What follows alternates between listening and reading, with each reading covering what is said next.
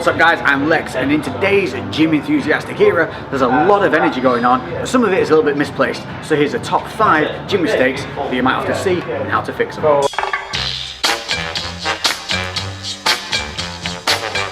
2, 3, 4. Come on. Come on. Come on. Come on. Come on. So the problem we've got there is that's only partial reps on a bicep curl. You're not actually hitting most of the muscle, you're not engaging with a lot of the muscle, and you're certainly not working that mind to muscle connection. So the fix is very simple. Starting, shoulders back, chest up, knees soft, squeeze the glutes a little bit, engage the core, so now we're nice and stable. We're going to keep the elbows in position, we're going to curl up and through, not letting the elbows come forward or backwards. Now, as we start on the negative, we're going to fight the elbow going backwards. We're going to keep it push outside, full extension, all the way down, until the arm is extended, flex the tricep. If you can't flex the tricep, you've not gone deep enough. All the way back up. And it's that simple. If you find it difficult to do it arms at a time, then do single arms at a time. It makes zero difference, other than more gains. I believe I can fly.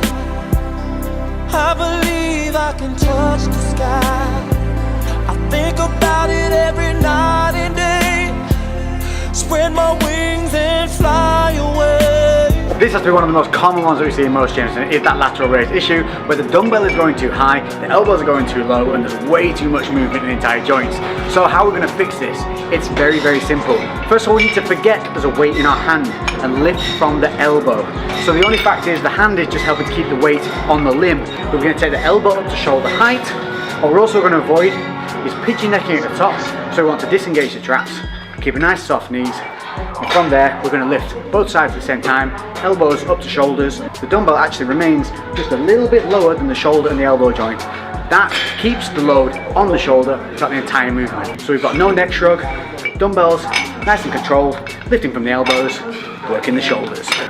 Think about that shoulder machine where you sit in it and the pads rest on your elbows and you lift the pads to either side. That's the exact same movement that you're doing. We just want to avoid that habit of adding that shrug in there. So think about having a pad on each elbow and you're going to lift from this position to this position. And that's all you need to be doing. This is a light exercise. If you lift too heavy, you will be unable to do it technically and correctly. So go lighter, go better, gain more. What makes a man? Is it the power in his hands? Is it his quest for glory? Give it all you got to fight to the top, so we can know your story. Now you're a man, man, man. Now you're a man, man. You are now a man, you're a man. Now you're a man. So the ever-present chest dipping whenever working out chest. This is an admirable one because it often means that people are trying to overwork an exercise, and by that I mean they're trying to reach too far. So they're trying to get the weight higher, so as a result they're dipping the chest to allow the shoulders to push forward so that weight gets a little bit higher. What you're actually doing there though is displacing the weight off the chest onto the shoulders, and it's going to cause aggravation and joint issues down the line, guaranteed. So to avoid this, what we need to be doing is engaging the scapula and keeping it held back. So roll the shoulders back before you go down and keep them there once down. Now that we're in this position, we want to engage our lats, keep those shoulders back. We're going to drive through our heels and palms and press up to where the natural range of motion is for the arm. There is no need for this portion of the motion. This achieves no extra gains. Shoulders back, lats engaged, and pressing straight through. Nice and controlled. And the same goes for every single pec deck that you'll see in every single gym, where there's two things that will go on. One, people will overstretch, thinking more movement means more gains. It's not true. If you overstretch on anything, what's going to happen is you're going to stress the tendons and the ligaments, and that's going to lead to bad things down the line. And when coming through, shorten the range of motion, keeping that chest up and squeezing. What we don't want to be doing is reaching too far out in front, which means you're going to have to dip the chest to be able to bring the hands together. These handles move for a reason, so allow them to be a little closer to the body. As you come in, you'll see that actually you have to turn them in and then squeeze the pecs, keeping the elbows high, shoulders back, lats engaged just like the bench. This way, we're all chest, nothing but the best.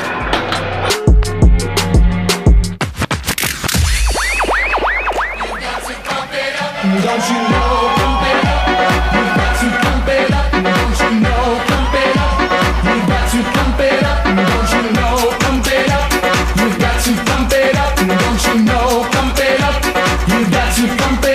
So welcome to the lat pull down. This is an ever popular exercise. It is very, very good when it's done correctly, but again, a lot of people try to do an overextended movement on this. So concentrate on pulling towards the chest, opening up to the bar, pulling through the elbows. Just like we lifted with the shoulders, through the elbows, the same goes for every back movement you do. Try to not pull from the hands, try more to start the pulling motion from the elbow. Do not grip too wide. Unless you're 6'5", you do not need to be gripping the edges of the bar. So grip according to however it feels comfortable. I tend to grip just past the bend on the bar. Now make sure that your knees are fully wedged under the pads. You need to be held down here because this can be quite a heavy exercise. From here we're going to roll the shoulders back and keep the scapula engaged, exposing the upper chest to the bar.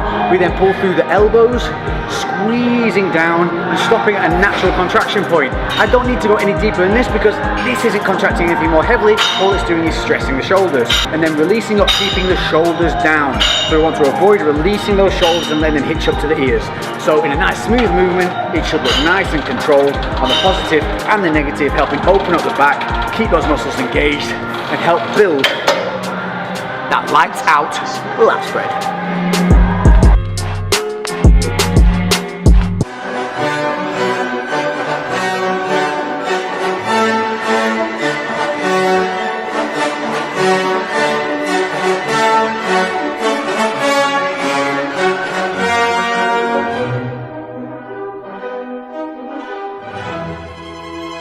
So yes, the deadlift.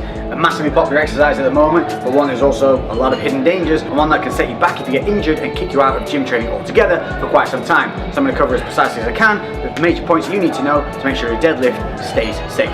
So the bar setup, make sure that when you are stepping into the bar that it is close to the legs. The bar should not be out here when you're lifting. Whenever you lift a deadlift, you want to be pulling up as close to the legs as possible. Hands just past either side of the leg. You want to then roll the elbows in and contract the lats. We're going to breathe in deeply into the stomach. We're going to brace our core as if someone's going to punch us. From here, what we're going to do is we're going to drive up through the heels and the hips. What we're not doing is allowing the hips to fire up and then pulling the bar up after that. What happens with a lot of people is this. They'll set up fine here, and as they go to lift, the hips will pop and then they'll lift like so. And this is going to put a huge amount of stress on the lower lumbar. So you have to think of the deadlift more like a pressing motion. Like you would a leg press, you're going to do the same with the deadlift. You're going to drive through your legs, the hips are going to come up and through. Very important to not let the hips fire early.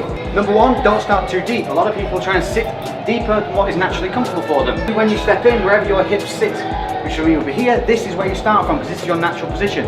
The more flexible you get over time, the deeper you might get. But for this point, let's start with the hips in a natural position. From there, make sure that you pull the slack out of the bar. Engage the lats now with the slack pulled out the bar and drive straight through. Heels, hips come through, bam. From this point, do not overextend at the top. Drive the glutes through hard, but the shoulders stay in line with the rest of the body. Then return as safely as possible. So there you have it, that is the top 5 movements for this episode that you might see in the gym very often, and now you know how to correct it or help someone else to correct theirs if they're doing it wrong. If there's anything else you'd like to see in the next top 5, let me know in the comment section below.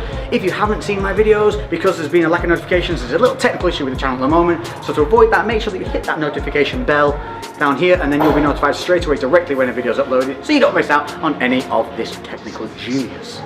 Disclaimer, not natural genius, just a loudmouth. So until the next video, I've been Lex, and we are out.